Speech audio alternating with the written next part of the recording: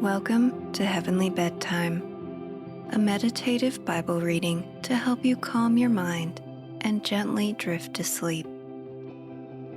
If you enjoy Heavenly Bedtime and would like to help support me in making the show and receive a shout out, there's a couple different ways you can do so. You can become a member or make a one-time donation on my Buy Me a Coffee page. You can also make a donation through PayPal, and you can find links to both PayPal and Buy Me a Coffee down below in the show notes. Your support will go toward things like the podcast hosting platform I use, creating music, and equipment upgrades to help Heavenly Bedtime keep on improving and sharing the word. Thank you so much for your support. It really means so much to me. It also helps just to leave a rating and review and share the show with someone you think would enjoy listening. Don't forget to follow or subscribe on your favorite listening app so you don't miss any upcoming episodes. You can also follow me on Instagram at heavenly_podcast. Today, I will be reading Numbers 24 to 27. But before we get into the word, take a couple nice, deep breaths and think about your day. What can you be thankful for today? Let's take a moment just to be thankful and ask God to bless this bedtime.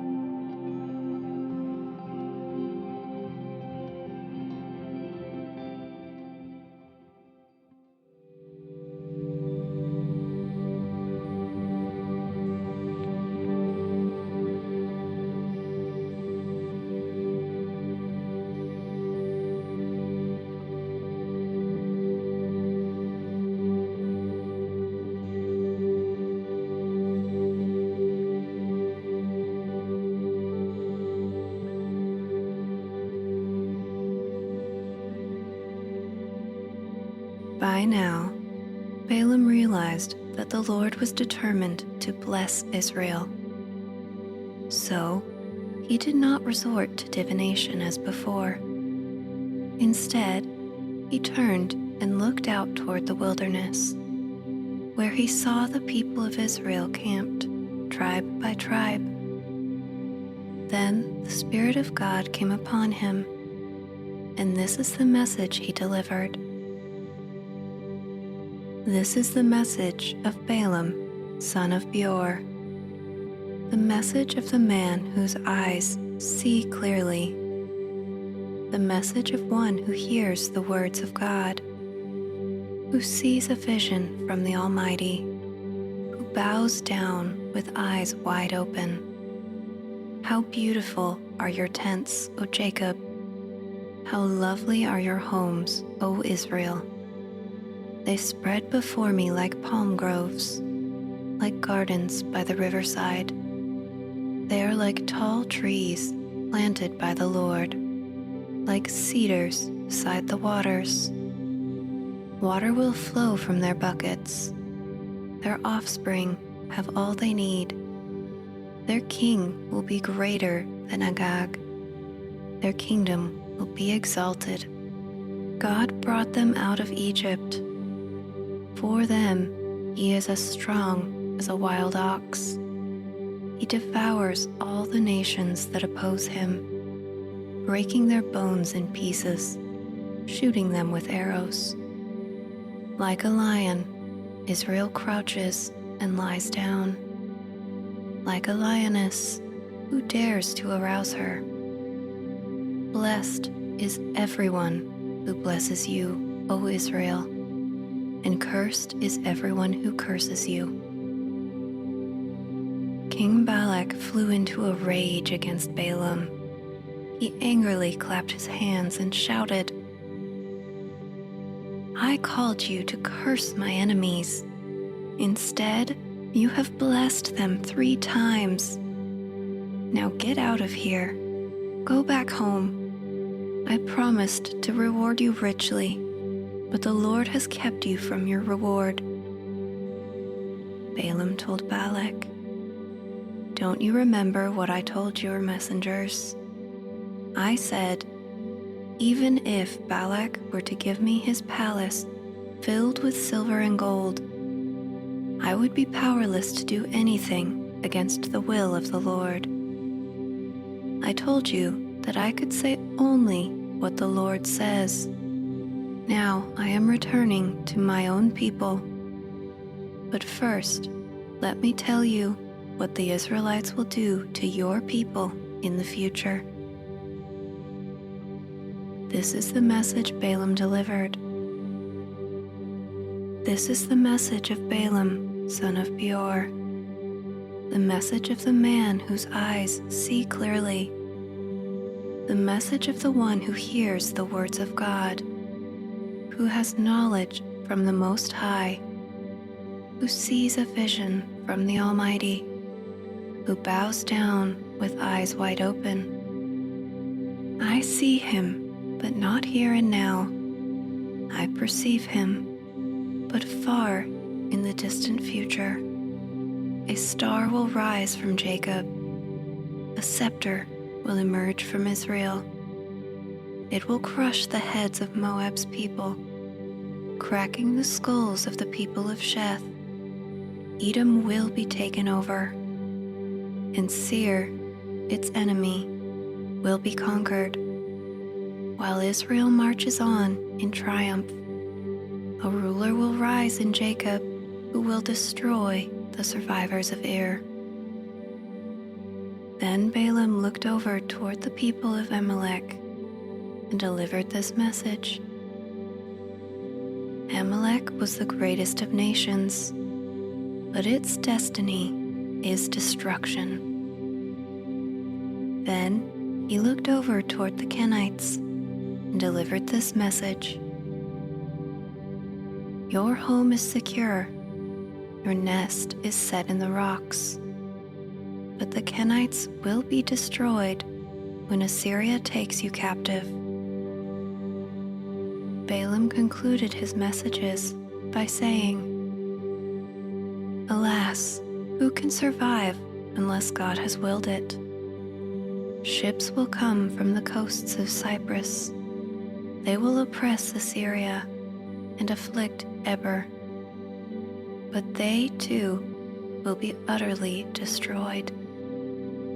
Then Balaam left and returned home, and Balak also went on his way.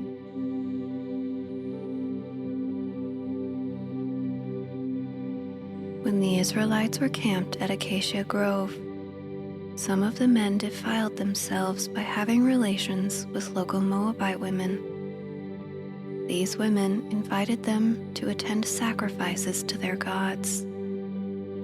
So the Israelites feasted with them and worshipped the gods of Moab. In this way, Israel joined in the worship of Baal of Peor, causing the Lord's anger to blaze against the people. The Lord issued the following command to Moses: Seize all the ringleaders and execute them before the Lord in broad daylight, so his fierce anger will turn away from the people of Israel.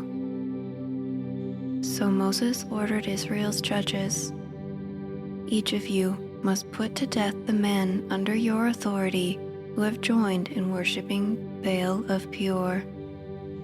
Just then, one of the Israelite men brought a Midianite woman into his tent, right before the eyes of Moses and all the people, as everyone was weeping at the entrance of the tabernacle.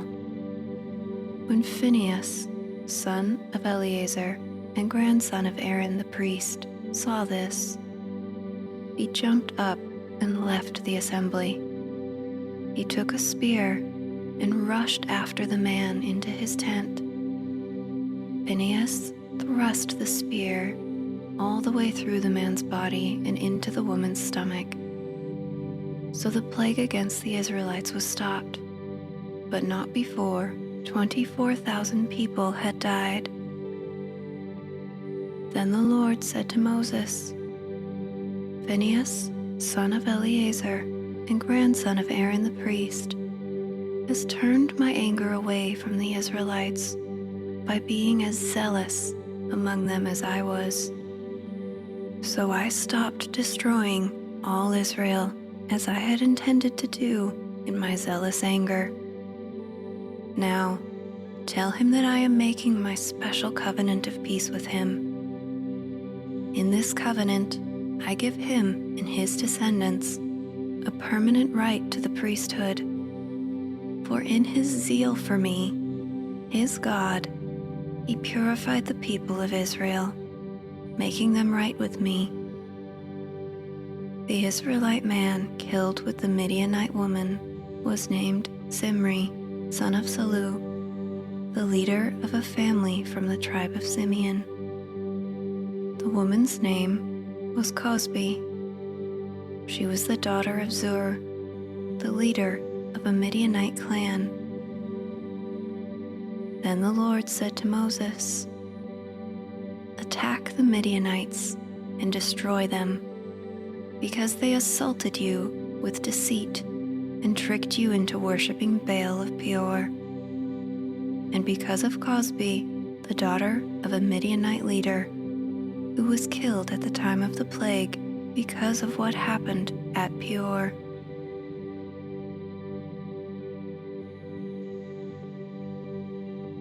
After the plague had ended, the Lord said to Moses and to Eleazar, the son of Aaron the priest, "From the whole community of Israel, record the names of all the warriors by their families. List all the men 20 years old or older who are able to go to war." So there on the plains of Moab, beside the Jordan River, across from Jericho, Moses and Eleazar the priest issued these instructions to the leaders of Israel. List all the men of Israel, 20 years old and older, just as the Lord commanded Moses. This is the record of all the descendants of Israel who came out of Egypt. These were the clans descended from the sons of Reuben, Jacob's oldest son. The Hanokite clan, named after their ancestor, Hanok. The Paluite clan, named after their ancestor, Palu. The Hezronite clan, named after their ancestor, Hezron. The Carmite clan, named after their ancestor, Carmi. These were the clans of Reuben. Their registered troops numbered 43,730. Palu was the ancestor of Eliab, and Eliab was the father of Nemuel, Dathan, and Abiram. This Dathan and Abiram are the same community leaders who conspired with Korah against Moses and Aaron, rebelling against the Lord. But the earth opened up its mouth and swallowed them with Korah, and fire devoured 250 of their followers. This served as a warning to the entire nation of Israel. However, the sons of Korah did not die that day. These were the clans descended from the sons of Simeon.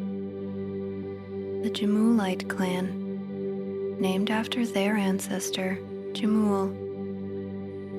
The Jaminite clan, named after their ancestor, Jamin. The Jachinite clan, named after their ancestor, Jachin. The Zoharite clan, named after their ancestor, Zohar.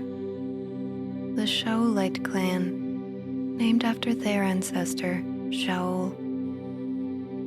These were the clans of Simeon. Their registered troops numbered 22,200. These were the clans descended from the sons of Gad. The Zephonite clan, named after their ancestor Zephon.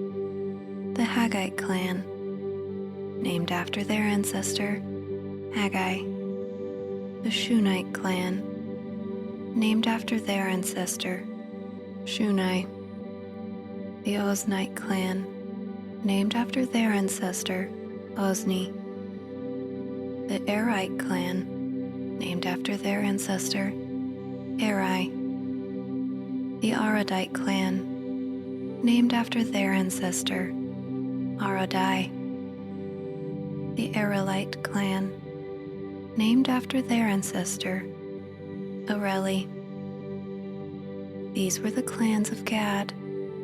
Their registered troops numbered 40,500. Judah had 2 sons, and Onan, who had died in the land of Canaan. These were the clans descended from Judah's surviving sons. The Shelonite clan, named after their ancestor Shelah. The Perizzite clan, named after their ancestor Perez. The Zerahite clan, named after their ancestor Zerah. These were the sub-clans descended from the Perizzites. The Hezronites, named after their ancestor Hezron. The Hamulites, named after their ancestor Hamul. These were the clans of Judah. Their registered troops numbered 76,500. These were the clans descended from the sons of Issachar. The Tolaite clan, named after their ancestor Tola. The Puite clan, named after their ancestor Pua. The Jashubite clan, named after their ancestor Jashub. The Shimronite clan, named after their ancestor Shimron. These were the clans of Issachar. Their registered troops numbered 64,300. These were the clans descended from the sons of Zebulun.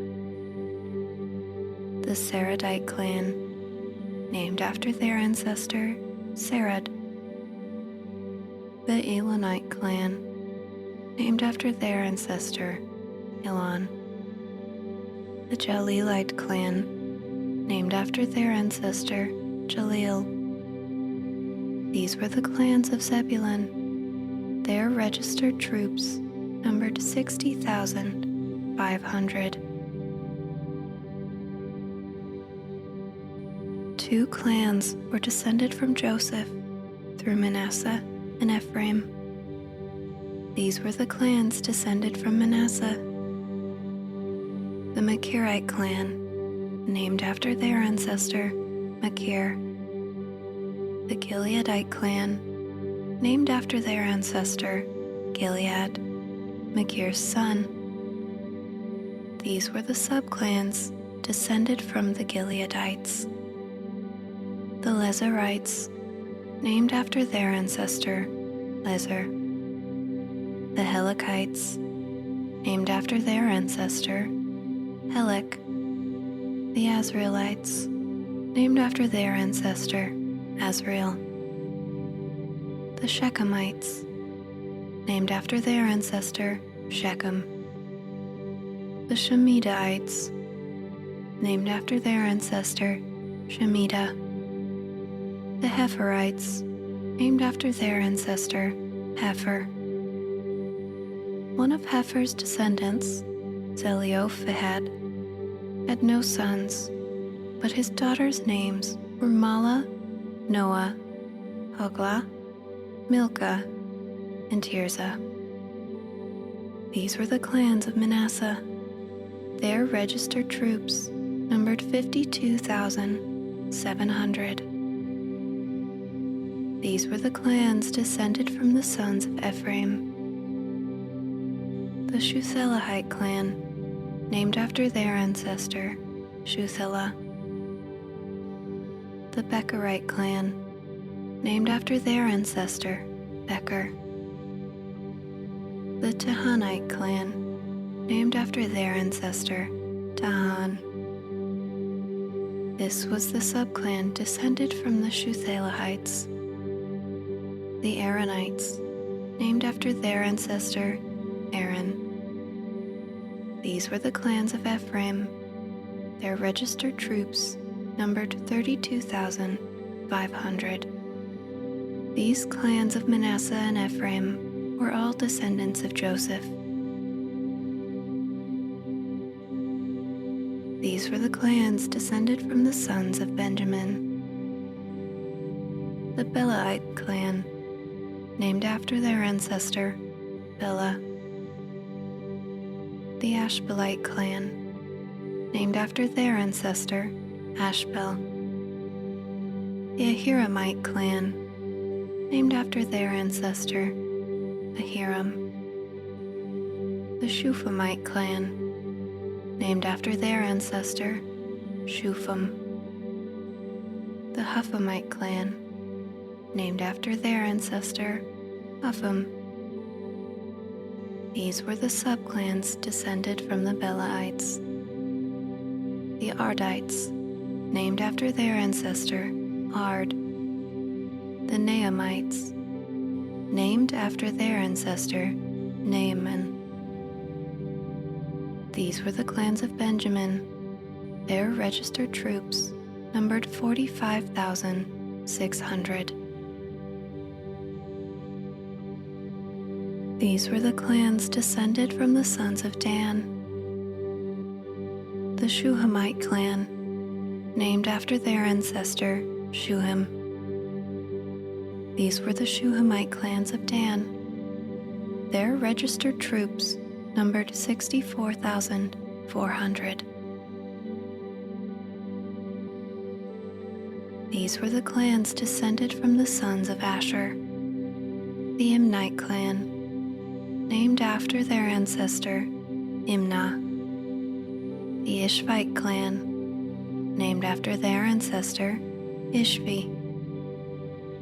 The Berite clan, named after their ancestor, Beriah. These were the subclans descended from the Berites. The Heberites, named after their ancestor, Heber.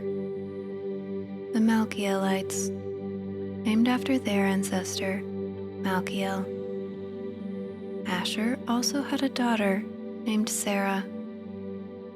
These were the clans of Asher. Their registered troops numbered 53,400. These were the clans descended from the sons of Naphtali. The Jezielite clan, named after their ancestor, Jeziel. The Gunite clan, named after their ancestor, Gunai. The Jezerite clan, named after their ancestor, Jezer. The Shilamite clan, named after their ancestor, Shillam. These were the clans of Naphtali. Their registered troops numbered 45,400. In summary, the registered troops of all Israel numbered 601,730. The Lord said to Moses, "Divide the land among the tribes, and distribute the grants of land in proportion to the tribes' populations, as indicated by the number of names on the list. Give the larger tribes more land, and the smaller tribes less land, each group receiving a grant in proportion to the size of its population. But you must assign the land by lot, and give land to each ancestral tribe according to the number of names on the list. Each grant of land must be assigned by lot among the larger and smaller tribal groups." This is the record of the Levites, who were counted according to their clans. The Gershonite clan, named after their ancestor, Gershon. The Kohathite clan, named after their ancestor, Kohath. The Merarite clan, named after their ancestor, Merari. The Lebnites, the Hebronites, the Mahlites, the Mushites, and the Korites were all subclans of the Levites. Now Kohath was the ancestor of Amram, and Amram's wife was named Jochebed. She also was a descendant of Levi, born among the Levites in the land of Egypt. Amram and Jochebed became the parents of Aaron, Moses, and their sister Miriam. To Aaron were born Nadab, Abihu, Eleazar, and Ithamar. But Nadab and Abihu died when they burned before the Lord the wrong kind of fire, different than he had commanded. The men of the Levite clans, who were 1 month old or older, numbered 23,000. But the Levites were not included in the registration of the rest of the people of Israel, because they were not given an allotment of land when it was divided among the Israelites. So these are the results of the registration of the people of Israel, as conducted by Moses and Eleazar the priest, on the plains of Moab beside the Jordan River, across from Jericho. Not one person on this list had been among those listed in the previous registration taken by Moses and Aaron in the wilderness of Sinai. For the Lord had said of them, "They will all die in the wilderness." Not one of them survived, except Caleb, son of Jephunneh, and Joshua, son of Nun.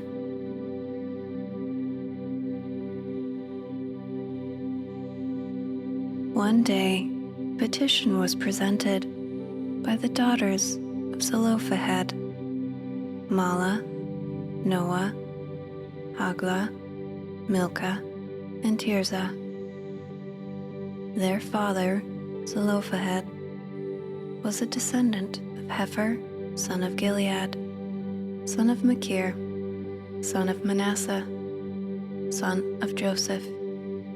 These women stood before Moses, Eleazar the priest, the tribal leaders, and the entire community at the entrance of the tabernacle. "Our father died in the wilderness," they said. "He was not among Korah's followers who rebelled against the Lord. He died because of his own sin, but he had no sons. Why should the name of our father disappear from his clan just because he had no sons? Give us property along with the rest of our relatives." So Moses brought their case before the Lord, and the Lord replied to Moses, "The claim of the daughters of Zelophehad is legitimate. You must give them a grant of land along with their father's relatives. Assign them the property that would have been given to their father, and give the following instructions to the people of Israel. If a man dies and has no son, then give his inheritance to his daughters. And if he has no daughter either, transfer his inheritance to his brothers. If he has no brothers, give his inheritance to his father's brothers. But if his father has no brothers, give his inheritance to the nearest relative in his clan.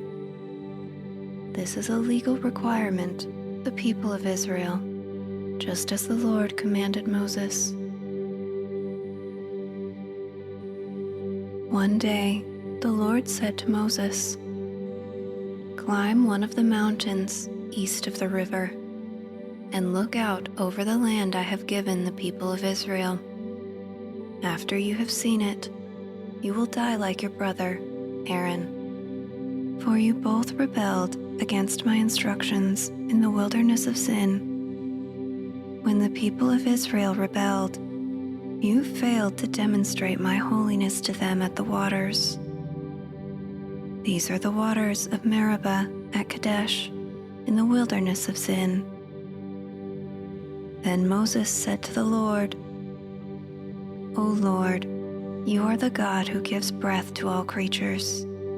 Please appoint a new man as leader for the community. Give them someone who will guide them wherever they go and will lead them into battle, so the community of the Lord will not be like sheep without a shepherd. The Lord replied, Take Joshua, son of Nun, who has the Spirit in him, and lay your hands on him. Present him to Eleazar the priest before the whole community, and publicly commission him to lead the people.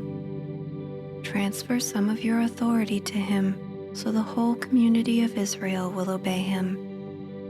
When the direction from the Lord is needed, Joshua will stand before Eleazar the priest, who will use the Urim, one of the sacred lots cast before the Lord, to determine his will. This is how Joshua and the rest of the community of Israel will determine everything they should do. So Moses did as the Lord commanded. He presented Joshua to Eleazar the priest and the whole community. Moses laid his hands on him and commissioned him to lead the people, just as the Lord had commanded through Moses.